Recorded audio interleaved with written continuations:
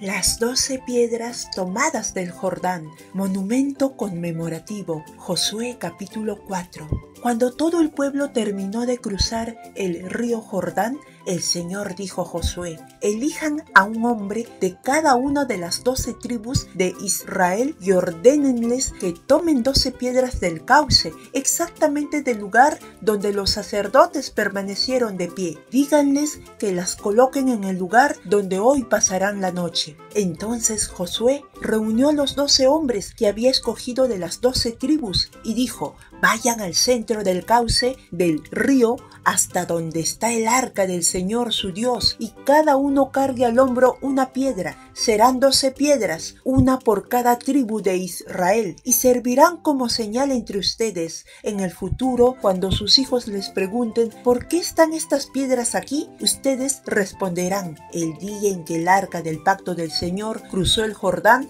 las aguas del río se dividieron frente a ella. Para nosotros, los israelitas, estas piedras que están aquí son un recuerdo permanente de aquella gran hazaña. Los israelitas hicieron lo que Josué ordenó, según las instrucciones del Señor. Tomaron las piedras del cauce del Jordán. Conforme al número de las tribus, las llevaron hasta el campamento y las colocaron allí. Además, Josué colocó 12 piedras en el cauce del río, donde se detuvieron los sacerdotes que llevaban el arca del pacto. Estas piedras siguen allí hasta el día de hoy. Los sacerdotes que llevaban el arca permanecieron en medio del cauce hasta que los israelitas hicieron todo lo que el Señor había ordenado a Josué. Además, Josué siguió las instrucciones que Moisés le había dado. El pueblo se apresuró a cruzar el río y cuando todos lo habían hecho, el arca del Señor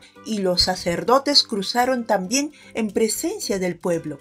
Acompañaban al pueblo los guerreros de las tribus de Rubén, Gad y la media tribu de Manasés, según las órdenes que había dado Moisés. Unos 40,000 guerreros armados desfilaron en presencia del Señor y se dirigieron a la llanura de Jericó, listos para la guerra. Aquel mismo día el Señor engrandeció a Josué ante todo Israel. El pueblo respetó a Josué todos los días de su vida, como lo había hecho con Moisés.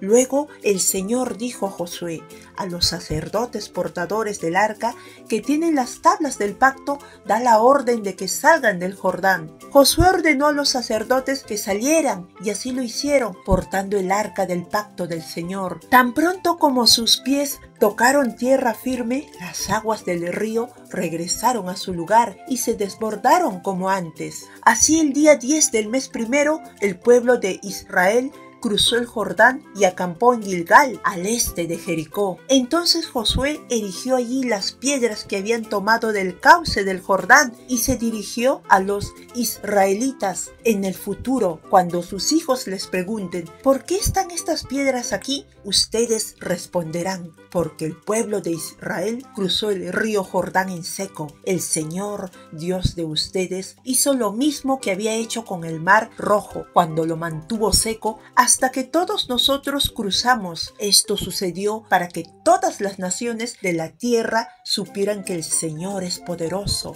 y para que ustedes aprendieran a temerlo para siempre. ¿Qué aprendemos de esta parte de la historia de Israel? Aprendemos que el poder de Dios no tiene límites y puede hacer las mismas maravillas que ha hecho antes, si confiamos plenamente en Él. Aprendemos que el propósito del monumento de las 12 piedras era que el pueblo de Israel pudiera enseñar a sus hijos acerca de las grandes cosas que Dios había hecho, para que la obra de Dios no fuera olvidada entre las generaciones. Aprendemos que Dios siempre cumple sus promesas. Dios cumplió su promesa a Josué, elevándolo como un gran líder para Israel, como lo había hecho con Moisés. Aprendemos que los sacerdotes que cargaron el arca del pacto permanecieron en medio del cauce hasta que los israelitas hicieron todo lo que el Señor había ordenado a Josué. El arca del pacto tenía que permanecer en el río durante todo el cruce, pues era la señal visible de la presencia de Dios. Vamos a orar. Amado Padre, Dios misericordioso y bondadoso, qué confianza tan grande tenemos en ti al ver que cada una de tus promesas las cumples sin importar las circunstancias, porque eres Dios todopoderoso. Nos sentimos fortalecidos cada día más en nuestra fe. Gracias, amado Padre. Por Jesús oramos. Amén.